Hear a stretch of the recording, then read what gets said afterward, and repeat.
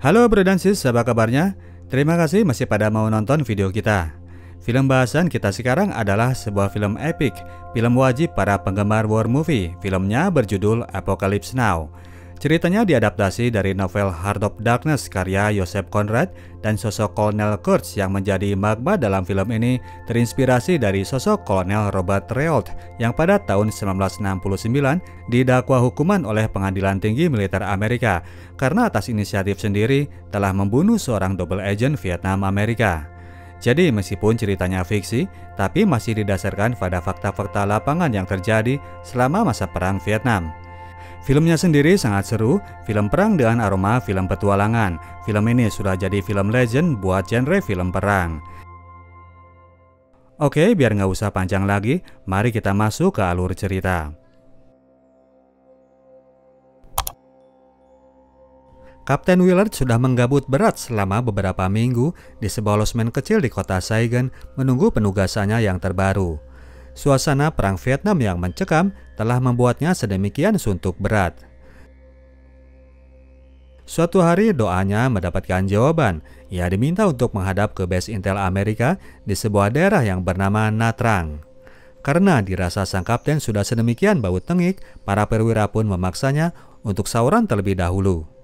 Sampai di Nha Trang, Kapten Willard dihadapkan kepada para petinggi intelijen militer yang diminta agar namanya tidak diingat dan sekalian pertemuannya sendiri dianggap tidak pernah ada.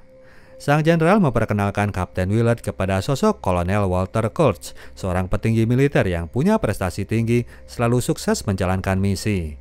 Namun, kini dia telah membelot dengan sekelompok pasukan yang mana pengikutnya ini telah menganggap dirinya sebagai Tuhan. Perintah apapun selalu dituruti, bahkan yang paling membagongkan sekalipun.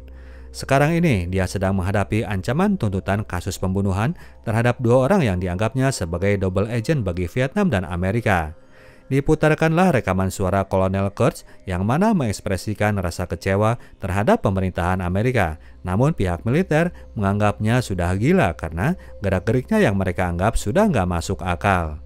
Pihak Intel meminta Kapten Willard untuk melacak jejak Kolonel Kurtz dengan menyusuri Sungai Nang lewat perahu. Apabila ia sudah menemukannya, silakan masuk ke dalam komunitas gila tersebut dan langsung habisi saja sang kolonel di mana ia mendapatkan kesempatan.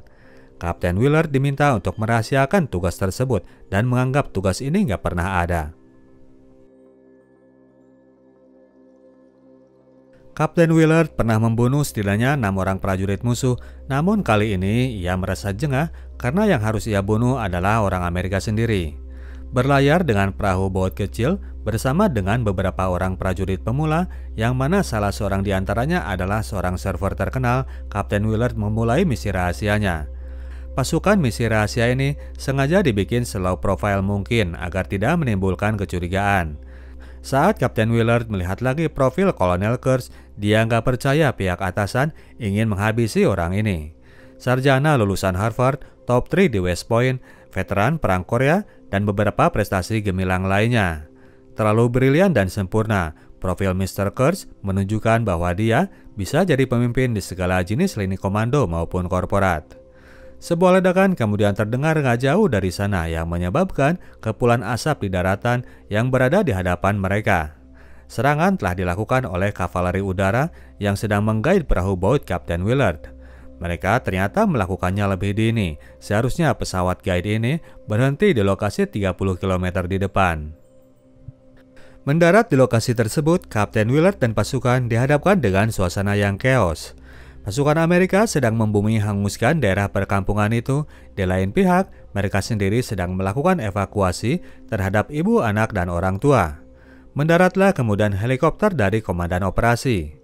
Komandan pasukan ini adalah seseorang yang bernama Lieutenant Bill Kilgore yang alih-alih mengenakan helm perang, dia memilih mengenakan topi koboi khas pasukan kavaleri kuda. Kapten Willard segera menghampiri Lieutenant Kilgore yang ternyata nggak tahu menahu soal misi yang diemban oleh Pak Kapten. Dia meminta agar Pak Kapten sabar dulu sampai ia kelar dengan operasinya di tempat tersebut. Lieutenant Kilgore selain karismatik, dia juga rada eksentrik. Dia menebar kartu-kartu poker ke depan mayat-mayat orang Vietnam sebagai kartu penanda kematian. Letkol Kilgore menginspeksi jalannya evakuasi dan memeriksa kondisi apabila gerombolan Vietcong yang menyusup di desa tersebut sudah seluruhnya diamankan. Sesuatu yang membuatnya rada tersenyum justru ketika dia bertemu dengan prajurit Lance Johnson, bawahan Kapten Willard si server tadi. Letkol Kilgore menyatakan bahwa ia merasa tersanjung bisa kenalan dengan Lance sang server kondang dan ingin mengajaknya bermain surfing di sekitaran sana. Kebetulan dia dan beberapa anak buahnya senang sekali mengarungi ombak perairan Vietnam. Selesai melakukan operasi di lokasi tadi, mereka kemudian bermalam di desa Vung Tau. Pasukan Letkol Kilgore membuat suasana camp menjadi seperti pesta pantai, barbekyuan sambil main gitar-gitaran. Suasana sangat hangat karena Letkol Kilgore sudah seperti layaknya seorang paman terhadap semua anak buah. Kapten Willard kemudian menanyakan soal jalur yang akan dia lalui. Melihat peta daerah tersebut, Paman Kilgore menjelaskan bahwa daerah itu adalah daerah yang bahaya karena terdapat banyak cabang sungai dan mengarah menuju daerah pantai yang menjadi basis Vietcong. Seorang anak buahnya lebih detail menjelaskan bahwa daerah pantainya juga sangat berbahaya karena punya ombak yang ganas setinggi 6 meter. Paman Kilgore kaget mendengar ombak 6 meter. Dia jadi dongkol karena anak buahnya itu nggak pernah bilang-bilang. Sang anak buah nggak mau bilang karena di situ basis pasukan Vietcong. Paman Kilgore ngasih tahu kalau orang Vietnam nggak pernah main surfing. Maka dari itu saat itu juga Paman Kilgore menyuruh pasukannya untuk langsung bersiap terbang. Subuh hari pasukan ini langsung bersiap terbang untuk mengantar Kapten Willard dan pasukannya. Sementara itu bot Kapten Willard sendiri ikut diangkut dengan sebuah heli. Dengan iringan trompet pasukan kavaleri kuda, pasukan udara ini pun lepas landas bersiap untuk melakukan pesta pora. Paman Kilgore menyalakan musik opera karya Wagner demi mendramatisir suasana. Suasana desa itu sendiri sedang tenang ketika mereka kedatangan pasukan heli yang tidak mereka harapkan. Anak-anak sekolah langsung diamankan, para nelayan langsung berhamburan ambil posisi bertahan. Pasukan heli makin mendekati garis pantai dan langsung melakukan penyerangan. Para penduduk ditembaki dan rumahnya pun pada dihancurkan. Perkampungan kecil ini habis dihajar tanpa ampun. Beberapa orang dari warga Vietnam melakukan serangan balasan. Desa ini memang telah menjadi basis pasukan Vietcong melihat persenjataan yang mereka miliki. Heli-heli Amerika mencoba bermanuver menghindari serangan lawan. Salah satu di antaranya ada yang terkena tembakan musuh. Satu mobil telah datang untuk membawa senjata bantuan, namun keburu dihajar oleh bom dari pesawat heli. Beberapa heli kemudian mendarat untuk menurunkan serdadu-serdadu. Mereka akan bertugas untuk membantu serangan via darat. Hal itu menimbulkan korban dari seorang serdadu Amerika, dan ketika sebuah heli turun untuk mengangkut korban luka itu, seorang cewek Vietnam ujug-ujug datang dan melemparkan sebuah granat. Hancurlah helikopter tersebut. Heli Paman Kilgore langsung memburu cewek-cewek itu dan membantainya, sekalian mereka juga menyapu areal perkebunan untuk melumpuhkan pasukan yang bersembunyi di dalam sana. Di tengah momen pertempuran, Paman Kilgore malah asik memperhatikan kondisi ombak pantai tersebut yang menurutnya memang benar-benar cocok untuk bermain surfing. Heli Paman Kilgore pun mendarat, Paman Kilgore langsung menyuruh anak buahnya untuk bersiap. Bukan untuk bertahan ataupun menyerang, namun untuk siap turun menunggangi ombak. Paman Kilgore nggak peduli dengan ledakan-ledakan bom yang meledak di dekatnya, ia hanya fokus pada ombak di depan mata. Saat ledakan itu masih terjadi, Paman Kilgore langsung menyuruh 2 orang prajurit untuk segera turun berseluncur. Lance langsung jadi target berikut yang disuruh Paman Kilgore untuk turun bermain surfing. Kapten Willard dan pasukannya sendiri nggak bisa ngapa-ngapain selama bot mereka belum tiba di lokasi tersebut. Alih-alih mengkomando penyerangan, Paman Kilgore mengkomando 2 orang anak buah agar nggak takut dengan bahaya musuh. Kedua prajurit ini pun berselancar sambil nahan-nahan stres. Ketika diperingatkan oleh Kapten Willard, Paman Kilgore malah ngambek. Dia buka baju, bersiap untuk turun sendiri menyusul anak buahnya.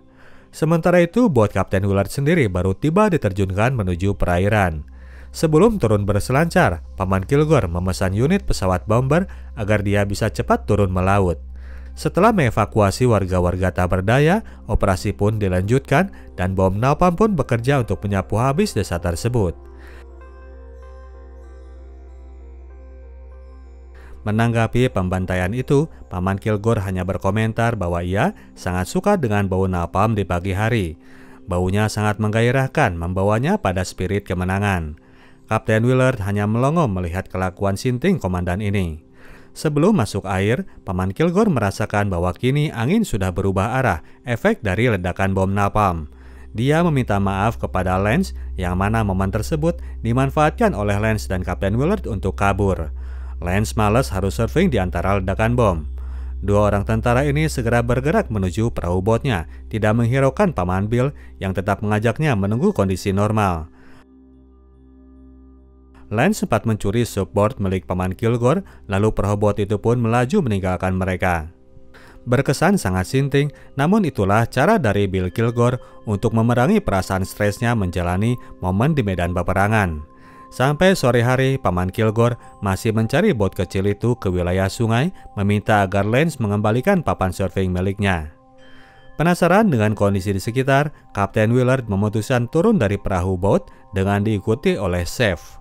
Mudah-mudahan di dalam mereka bisa menemukan pohon mangga yang lagi berbuah. Orang ini dipanggil Chef karena dia memang seorang koki asal New Jersey.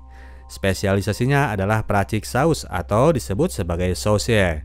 Chef hanya tahu memasak dan ingin kembali kerja memasak sepulang dia dari medan peperangan.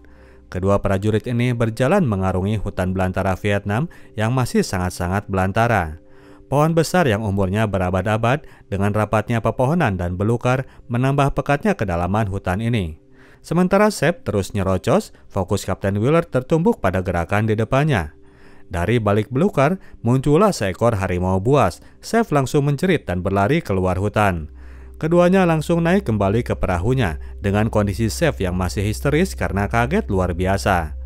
Kapten Willard kini mengerti kenapa Komandan di Night Rank melarangnya untuk turun dari perahu. Mulai sekarang, dia nggak akan pernah turun lagi sembarangan dari perahu. Mereka terus jalan mengarungi sungai tersebut sampai kemudian hari mulai gelap. Di sebuah titik, mereka menemukan sebuah spot yang terang, sebuah panggung dengan dekor lampu yang terang bagaikan panggung 17-an, terpajang di wilayah antah berantah itu. Perahu bot ini pun segera merapat di lokasi tersebut. Rupanya mereka sendiri sudah ditunggu kedatangannya. Tempat ini rupanya adalah sebuah shelter tempat perahu Amerika melakukan reloading bahan bakar dan keperluan logistik.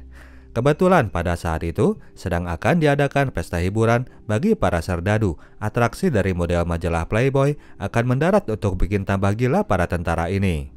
3 orang playmates Playboy turun dari helikopter dan mulai menggoyang panggung. Suasana pun sekejap jadi gegap gempita. Beberapa lagu dimainkan untuk mengiringi mbak-mbak model cihuy menggoyangkan panggul dan pinggulnya. Para serdadu pun makin euforia menyambut hiburan gratis ini. Semprulnya, para mbak ini malah meladeni candaan mesum para tentara. Akibatnya serdadu-serdadu yang haus dahaga ini makin menggejolak ingin segera meluncurkan roket rudalnya. Berhamburanlah mereka ke atas panggung yang menyebabkan pertunjukan pun jadi kacau balau. Pada akhirnya, manajer dari Playboy terpaksa menghentikan acara dan menarik bidadari-bidadarinya balik ke atas helikopter.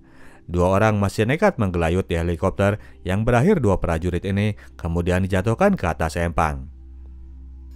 Esok paginya, sementara serdadu lain membersihkan sisa-sisa pesta, Kapten Willard dan kawan-kawan melanjutkan perjalanan mengarungi Sungai Neng atau Sungai Mekong. Sepanjang perjalanan, para kru masih membahas cewek-cewek Playboy tadi malam, yang mana salah seorangnya pernah dikirimi surat oleh Chef namun gak pernah membalas.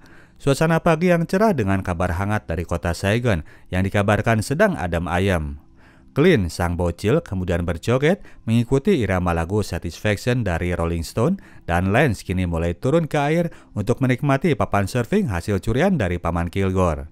Di antara kelakuan heboh para anggotanya, pikiran Kapten Willard masih belum lepas dari Kolonel Kurtz. Kapten Willard membaca lagi dokumen tentang Kolonel Kurtz. Setelah melakukan eksekusi terhadap 4 agen Vietnam itu, sebetulnya pihak militer masih mencoba untuk meraih Kolonel Kurtz dan memintanya balik ke base camp. Kalau saja sang kolonel mau nurut, mungkin ia tidak akan mendapat tuntutan seperti sekarang ini. Namun dia malah maju terus ke perbatasan Kamboja untuk kemudian menghilang tanpa jejak. Kapten Willard makin penasaran dengan langkah yang diambil oleh prajurit brilian ini. Beberapa waktu kemudian, mereka papasan dengan perahu bot lain sesama tentara Amerika. Salah satunya bercanda dengan melemparkan bom asap yang menyebabkan kebakaran pada atap perahu bot Kapten Willard. Begitu rupanya gaya bercanda tentara-tentara stres di Perang Vietnam. Perahu bot terus melaju makin dalam menyusuri Sungai Nang, yang merupakan sungai terpanjang di Asia Tenggara. Kegelapan perang makin nampak ke hadapan para anggota. Di suatu titik, mereka menemukan sesongok helikopter yang gugur terbakar di atap pepohonan dengan penumpangnya yang sedang sekarat di daratan. Chief sang nahkoda perahu segera menghubungi camp terdekat untuk memintakan bantuan, namun tidak mendapatkan jawaban. Beberapa waktu kemudian, mereka menemukan camp pasukan Amerika yang dimaksud, yang ternyata sudah dalam keadaan acak-acakan. Kapten Willard kemudian turun untuk memeriksa kondisi. Ternyata komandan camp tersebut sudah raib. Seseorang kemudian memanggil Kapten Willard dan mengajaknya untuk masuk ke sebuah tenda. Setelah dilihat, ternyata di sana terdapat heli rombongan playboy yang sedang parkir entah kenapa. Kapten Willard kemudian keluar dari tenda dan menyuruh anak buahnya untuk memberikan 2 tong bahan bakar. Dia telah membuat sebuah transaksi dengan orang di dalam tenda. 2 tong bensin ditukar dengan para wanita cover majalah Playboy. Heli tersebut rupanya mendadak parkir karena kehabisan bensin. Chief sendiri nggak setuju dengan keputusan Kapten Willard. Gimana kalau nanti mereka butuh cadangan bensin itu? Namun Kapten Willard nggak peduli. Yang penting bodi mereka bisa dicas dulu biar bisa semangat lagi.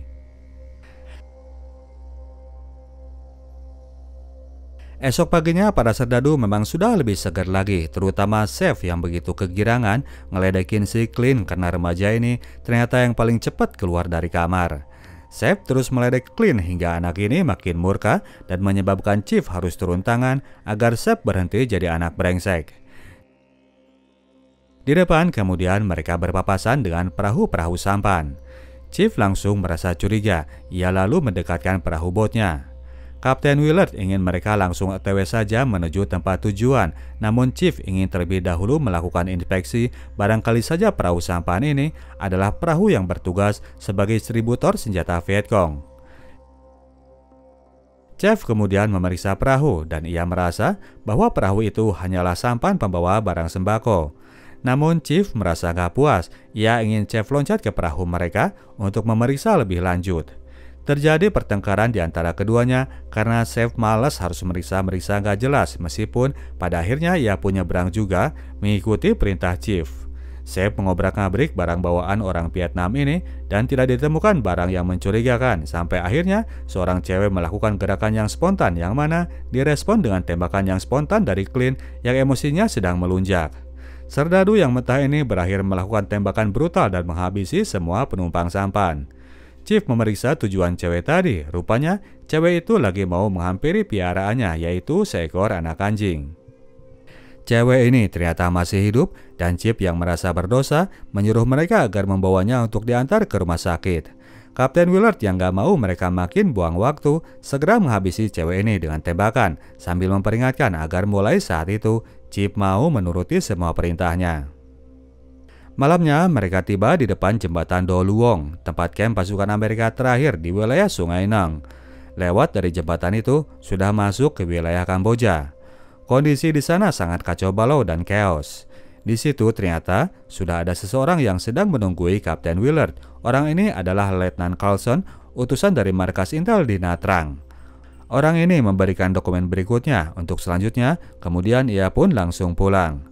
Kapten Willard kemudian turun ditemani Lance untuk memeriksa keadaan sambil mencari sumber bahan bakar. Kondisi di wilayah itu memang sudah sedemikian kacau. Komandan pasukan sudah raib, sementara pihak Vietcong masih mencoba meruntuhkan jembatan yang sedang dibangun pihak Amerika. Para prajuritnya sendiri sudah sedemikian sinting, mereka terus menembak meskipun lawan sendiri entah berada di posisi mana. Kondisi mental mereka udah parno berat. Satu orang lagi merasa musuh sedang mendekat, lalu sekonyong-konyong melontarkan bom entah kemana. Kapten Willard hanya terpana melihat kesintingan itu. Setelah mengambil beberapa kotak amunisi, dia pun balik ke dalam perahu. Chief sempat memperingatkan bahwa kondisi yang dihadapi makin bahaya. Kapten Willard diminta untuk memikirkan ulang langkahnya. Sang kapten tentu saja nggak mungkin mengabaikan misi yang dia emban. Dengan terpaksa, dia memberi perintah agar Chief segera membawa mereka balik ke dalam perjalanan. Seiring dengan itu, tower jembatan Do Luang pun tumbang dihantam bom oleh pihak Vietcong. Esok paginya, para tentara menyambut hari dengan membuka oleh-oleh dari Kapten Carlson. Isinya selain dokumen penting yang berhubungan dengan misi, juga berisi surat-surat dari kampung halaman untuk para kru. Mereka sangat senang mendengar kabar dari rumah bahwa ponakan Lance yang berhasil menginjakan kaki ke Disneyland dan pacar Shep nggak jadi mengajukan putus. Sementara yang lain bergembira, Kapten Willard begitu serius menghadapi dokumen yang ia buka. Isinya adalah bahwa sebulan sebelumnya pihak Intel sudah mengirimkan orang untuk mengemban tugas yang sama dengan tugas Willard sekarang ini, namun orang tersebut berakhir menghilang. Pihak militer kemudian mengintersep surat yang datang ke rumah perwira tersebut. Surat itu berisi bahwa sang perwira mempersilahkan istrinya untuk menjual rumah, anak atau jual diri sekalian karena dirinya nggak akan kembali. Kapten Richard Dolby telah masuk dalam pengaruh Kolonel Kurtz dan bergabung dengan perwira harismatik dan gila itu. Kapten Willard berada dalam horor akan masuk jebakan yang sama dengan prajurit sebelumnya. Sementara anak buah sendiri malah makin menggila. Lance menyalakan flare saking gak jelas akibat euforia. Tidak lama kemudian mereka pun mendapatkan tembakan dari arah pinggiran sungai. Pasukan pemberontak Kamboja telah melihat tanda asap merah itu. Mereka pun sekonyong-konyong melakukan serangan. Perahu bot kecil ini tak berdaya mendapatkan serangan dadakan itu. Mereka masih bisa berlindung, namun tidak dengan Clint yang terkena berondongan peluru. Beberapa meter kemudian serangan itu pun berhenti dengan hasil satu korban di pihak Amerika. Clint telah tewas dan Lance yang bikin gara-gara malah sibuk mencari anak anjing yang kini telah menghilang. Perjalanan pun dilanjut, kali ini dengan suasana yang lebih sepi. Senja hari, mereka sempat melewati sebuah daerah di mana terdapat seonggok kapal terbang yang kandas pelintang di antara sungai. Esok paginya, mereka masih terus melaju. Sebuah kepulan asap terlihat di kejauhan. Setelah diamati, asap itu berasal dari sebuah gubuk di pinggir sungai yang telah terbakar. Kapten Willard menyuruh Chief untuk menepi. Mereka pun turun sambil tetap berusaha waspada. Kemudian terdengar suara-suara. Chef yang turunan Perancis itu mengenali bahasa nenek moyangnya tersebut. Wilayah Kamboja ini memang bekas wilayah jajahan Perancis. Muncullah kemudian segerombolan pasukan itu. Kapten Willard dan kawan-kawan serta-merta menurunkan senjata agar tidak dicurigai macam-macam. Melihat bahwa perahu ini berasal dari pasukan negara sekutu, tentara Perancis pun menerima mereka. Mereka ini adalah sisa pasukan Perancis yang tetap ditugaskan untuk menjaga areal perkebunan yang masih dikup oleh saudagar Perancis. Kapten Willard mengungkapkan bahwa mereka telah kehilangan seorang prajurit. Pasukan Perancis pun mempersilahkan rombongan Amerika untuk melakukan pemakaman. Dimakamkanlah jenazah dari Clint yang bernama asli Terror Resport itu di wilayah tersebut. Pasukan Amerika kemudian diterima dan dijamu oleh pihak tuan rumah. Dalam jamuan makan siang itu, ada sebuah pertanyaan dari Kapten Willard yang membuat sang tuan tanah jadi naik emosinya. Kapten Willard mempertanyakan keberadaan mereka hingga saat ini. Sang tuan tanah menceritakan sejarah perkebunan tersebut, bahwa zaman dulu di momen penjajahan, merekalah yang membawa bibit pohon karet itu dari Brazil hingga bisa tumbuh seperti sekarang ini. Itulah kenapa mereka tetap bertahan untuk menjaga apa yang telah mereka tanam sejak beberapa puluh tahun yang lalu. Tidak seperti pihak Amerika yang datang ke Vietnam tanpa alasan yang jelas, yang mana menurut sang tuan tanah, Amerika sedang memperjuangkan omong kosong yang paling kosong dalam sejarah. Setelah semalam menginap di rumah tersebut, esoknya pasukan ini melanjutkan perjalanan dan tiba di sebuah daerah yang penuh dengan kabut. Chip sudah sangat khawatir dengan kondisi yang ia hadapi. Ia meminta Pak Kapten untuk balik ke arah semula. Kapten Willard tentu saja menolaknya. Ia menyuruh supirnya itu untuk tunduk dan gak banyak cincong. Ketika areal kabut itu lewat, pemandangan yang horor tampak di depan mata. Mayat-mayat warga yang bergelimpangan berserakan di pinggiran sungai. Kapten Willard merasa bahwa mereka sudah dekat dengan lokasi buruannya. Tiba-tiba kemudian perahu bot itu dihujani oleh panah-panah. Para serdadu langsung kaget, mereka mencoba melindungi diri. Kapten Willard melarang semuanya melakukan tembakan karena menurutnya itu hanya gertakan saja. Panah yang dikirim adalah panah-panah kecil. Chief nggak terima anjuran Pak Kapten. Dia menyuruh Shep dan Lance untuk mulai menembak dan dia pun mulai keluar dari ruang supir untuk turun sendiri melakukan serangan balasan. Akibatnya setelah tembakan itu dilepaskan, penduduk mulai melemparkan senjata betulan. Sebuah tombak dilemparkan dan tepat mengenai Chief. Sopir perahu bot ini pun mati seketika. Di sebuah tempat, perahu bot ini pun berhenti. Sementara Lance membawa jenazah Chief ke dalam sungai, Kapten Willard berbincang dengan Chef. Di sini, Kapten Willard mulai membocorkan misi rahasianya, yaitu untuk membunuh seorang kolonel yang gila. Sejenak, Chef merasa kecewa mendengar tugas itu. Dia kira misi tersebut adalah untuk menghancurkan kekuatan musuh, bukan untuk membunuh orang Amerika sendiri.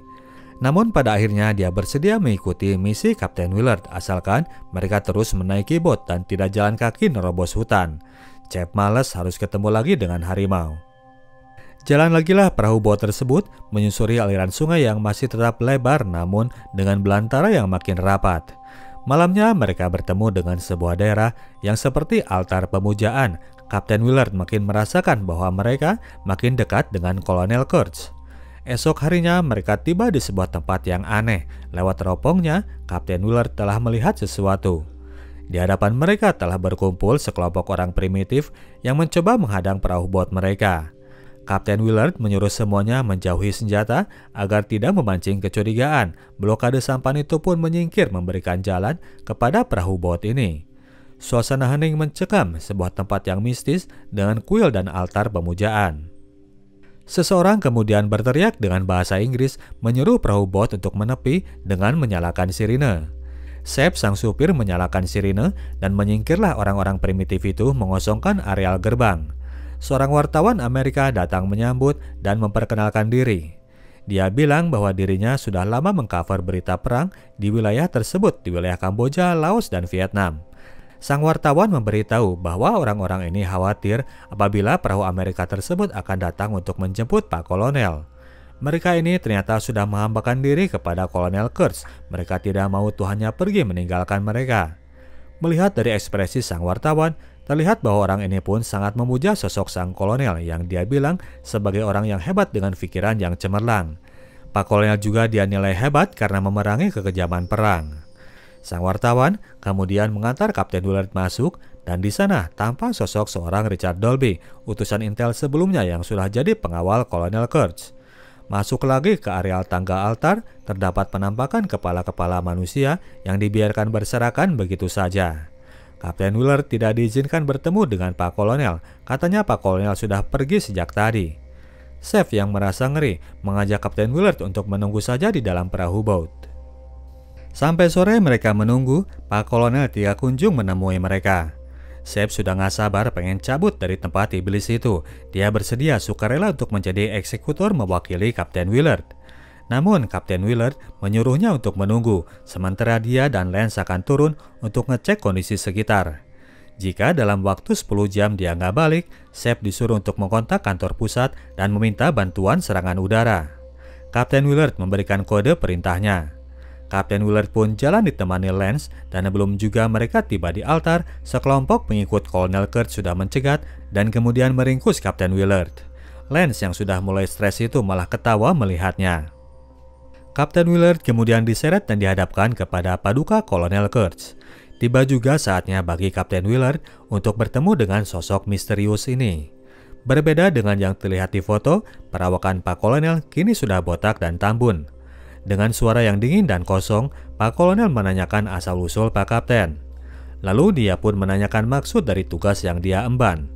Kapten Willard polos saja bilang bahwa kata atasan Pak Kolonel ini sudah dianggap gila. Ketika Kapten Willard bilang bahwa ia hanya seorang prajurit yang melaksanakan tugas atasan, Pak Kolonel menyanggahnya. Bagi dirinya, Kapten Willard ini cuma kacung yang disuruh untuk belanja beras ke toko sebelah. Berbeda dengan dirinya yang memiliki penilaian sendiri terhadap situasi di lapangan, sampai berani melakukan eksekusi terhadap keempat agen ganda tanpa perintah atasan. Kolonel Kurtz terlihat sangat muak dengan kondisi peperangan yang sedang terjadi dan juga muak dengan arogansi pemerintahan Amerika. Esoknya, ketika pelataran altar pemujaan Kolonel Kurtz itu sudah penuh dengan mayat-mayat prajurit Vietcong, ternyata Kapten Willard masih dibiarkan hidup. Dia dikurung di sebuah kerangkeng bambu. Dari sang wartawan, dia tahu kalau Pak Kolonel bersimpati dengan Pak Kapten. Meskipun ia sendiri nggak ngerti kenapa alasannya.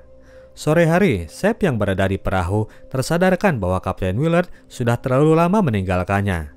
Untuk itu, ia pun segera menghubungi pusat komando dan mencoba berkomunikasi. Malamnya, seseorang menghampiri Kapten Willard yang masih ditahan dalam kerangkeng bambu. Orang ini adalah Kolonel Kurtz yang mukanya sudah dicat loreng layaknya muka seorang Lance. Pak Kolonel tidak berkata-kata, lalu melakukan sesuatu yang membuat histeris Kapten Willard. Dia melemparkan kepala Sep ke pangkuan Pak Kapten. Habis sudah riwayat master pembuat saus ini. Esok paginya, Kapten Willard yang ternyata masih dibiarkan hidup, dia dikurung di dalam sebuah trailer rongsokan.